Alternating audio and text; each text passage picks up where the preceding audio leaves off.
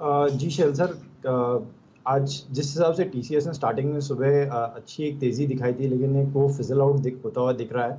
But strength अभी भी TCS में बरकरार है, क्योंकि 20 डेमा के ऊपर सस्टेन कर रहा है स्टॉक, और वॉल्यूम्स आज भी ऑलमोस्ट 3 मिलियन 30 लाख शेयर्स के हुए हैं। तो एक अच्छा स्पॉट है टीसीएस के लिए यहाँ से करंट लेवल से बाइंग के लिए। जो एसएल मेंटेन करना है वो बहुत छोटा सा 3570 या 3560 का आप एसएल मेंटेन कर सकते हैं। और हमें लगता है कि इसमें जो टारगेट्स दिख रहे हैं थोड़े लॉन्ग टर्म के हिसाब से, वो 3700 तक के टारगेट्स दिख रहे हैं। तो रिस्क रिवॉर्ड काफ़ी फेवरेबल है टीसीएस के ट्रेड के लिए। टीसीएस के अगर आप देखें लिए रिस्क रिवॉर्ड काफ़ी बेहतरीन है, 3608 पे ट्रेड करता हुआ। लेकिन अगर आप इस वक्त बाजार को देखें तो बाजार डे लो पर फिर आता हुआ 17010 पे निफ्टी, बैंक निफ्टी 35685 पे 860 अंक नीचे। इसमें कोई जरा नहीं, मेरे को देख के अचंभा नहीं हो रहा है। जिस प्रकार के कुछ देर पहले हमने ऑप्शंस के स्टैट्स देखे थे और 36,000 के कॉल राइटर का कन्विक्शन देखा था। जनाब 20 लाख कॉल बेचने के लिए थोड़ा दमखम चाहिए होता है। आपका bank Nifty is now heading towards 200 day exponential moving average 35683, मात्र अब करीब 183, और आप समझ लीजिए करीब 220 अंकों का अंतर रह गया है 200 डेमा से। लेकिन आइए आप स्क्रीन पर इंडसइंड बैंक देखिए। दो बैंक्स इस वक्त बहुत ही बुरा ब्रेकडाउन दे रहे हैं। एक है कैनरा बैंक और दूसरा है इंडसइंड बैंक। मानस, इंडसइंड बैंक पर कोई पुट ऑप्शन लेने की राय देंगे आप?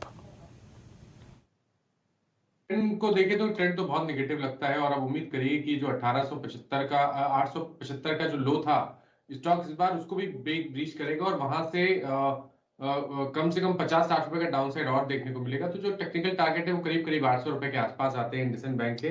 तो बिल्कुल आपको बिकवाली करनी है, करंट लेवल्स में बिकवाली कर रहे हैं तो 912 रुपए के ऊपर आपको स्टॉप लॉस रखना है और 800 रुपए तक के टारगेट सेट करने हैं। पुट ऑप्शन में अगर आपको ट्रेड लेना होगा तो at the money put option पे ध्यान दीजिए। 880 का जो पुट ऑप्शन है वो 24 रुपए के आसपास ट्रेड कर रहा है, वहां पर आपको खरीदारी करनी है 9 रुपए के स्टॉप लॉस से। जो प्राइस टारगेट है वो करीब 50 से 55 रुपए की रेंज में रहेगा इंडसइंड बैंक का 880 का पुट ऑप्शन।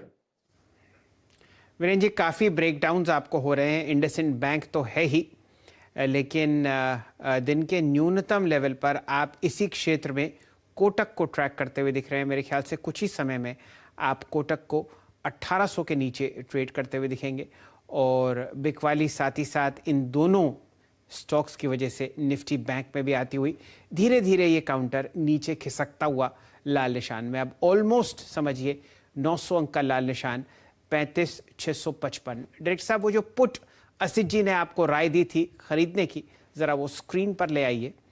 ये मंदी बहुत गहराती हुई। आरबीएल, एक्सिस, इंडसइंड, कोटक दिन के न्यूनतम लेवल पर आपको और फिसलते हुए दिख रहे हैं। अब 335 रुपए की ये पुट आपके सामने स्क्रीन पर चलती हुई दिख रही है, ड्योड़ा बढ़ती हुई, 2 गुना बढ़ती हुई सुबह से।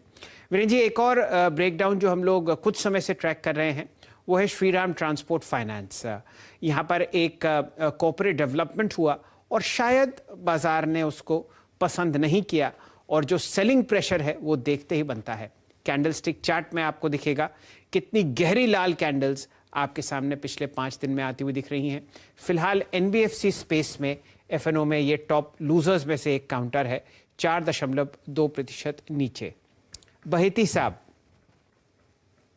श्रीराम ट्रांसपोर्ट फाइनेंस गिरता हुआ छुरा और ओपन इंटरेस्ट बढ़ता हुआ 6%। जी शैल जी, एसआरटी फाइनेंस हमने कल भी वीरू जी ने डिस्कस किया था ये स्टॉक, और स्टॉक कल जबकि 200 डेमा के ऊपर था, आज तो उसने उसको भी ब्रीच कर दिया 200 डे एक्सपोनेंशियल मूविंग एवरेज को। यहाँ से और मैसिव सेलिंग देखने में आ सकती है, और मुझे लगता है कि 1220 तक के लेवल्स इसमें देखने मिल सकते हैं। जो एसएल मेंटेन करना है वो है आज का जो ओपन था 1330 का, वहाँ से शॉर्ट, मतलब इस लेवल पे शॉर्ट किया जा सकता है, और 1330 का एसएल मेंटेन करके 1220 तक के लेवल के लिए पोजीशन बनाई जा सकती है। ओके जी हाँ, कल याद रखिएगा हमने इसकी 1300 की पुट ली थी। इसी चीज़ को देखते हुए, इसी अगर आप देखें व्यू को देखते हुए कि एसआरटी एक बड़ा ब्रेकडाउन दे रहा है, और वो ब्रेकडाउन कंफर्म हो गया। और मैं दूसरी चीज़ ये कहूँगा कि मैं बहुत श्योर हूँ, और मैंने ये प्रश्न सुबह भी किया था, मानस जी से कि गोदरेज प्रॉपर्टीज अब एक बहुत रिस्की लेवल पे आ चुका है, तोड़ रहा है। सुबह 1975 पे आपने एक शॉर्ट की राय भी दी थी। गोदरेज प्रॉपर्टीज को देखिए, ये एक टिपिकल फ्लैग का ब्रेकडाउन है, और उससे भी बड़ी बात है कि वो 3 कैंडल्स में कोई अगर आप देखें टाइम स्पेंड नहीं किया है हिस्टोरिकली इस स्टॉक ने सितंबर में। मानस वो ट्रेड ग्रिप में होगा, जिसकी भी शॉर्ट होगा। अभी क्या व्यू रखते हैं आप गोदरेज प्रॉपर्टीज पर? तो बिल्कुल नेगेटिव ही रहेगा। स्टॉप लॉस को जरूर नीचे की तरफ रिवाइज करके अब 1960 का कर लेना चाहिए। पोजीशन में बने रहिए, क्योंकि अब ऐसा लग रहा है कि शायद ये अपने 200 दिनों के मूविंग एवरेज को टेस्ट करने की कोशिश करेगा, जो कि 1760 के आसपास है। बट फिर भी बिल्कुल एक अगर हम 2 से 3 दिनों का ट्रेड ले रहे हैं तो 1810 के आप टारगेट सेट करके चल सकते हैं। हालांकि 1760 के लेवल्स को टेस्ट करने का पोटेंशियल बिल्कुल रखता है गोदरेज प्रॉपर्टीज। और एक अब स्टॉक देखिए जनाब, जो कि जिसका जो हल्ला था ना शैल जी, वो सबसे ज्यादा था। वो ना 52 वीक हाई पे था ना ऑल टाइम हाई पे था, लेकिन फिर भी ITC below it's 200 day exponential moving average. मैं सुबह एक चीज दिखा था शैल जी कि इस स्टॉक ने 19 अक्टूबर को हाई लगाया था इस दौर का 265। 19 अक्टूबर को इसने अपना हाई लगाया, और आप समझ लीजिएगा कि निफ्टी का जो हाई था इस दौर का, वो भी 19 अक्टूबर को बन गया। 19 अक्टूबर को आईटीसी का अगर आप देखें 263 का हाई था, नहीं 265 नहीं 266 का हाई था, और ठीक उसी दिन 19 अक्टूबर को निफ्टी का भी हाई बन गया। इसे संजोग कहें या क्या कहें शैल जी?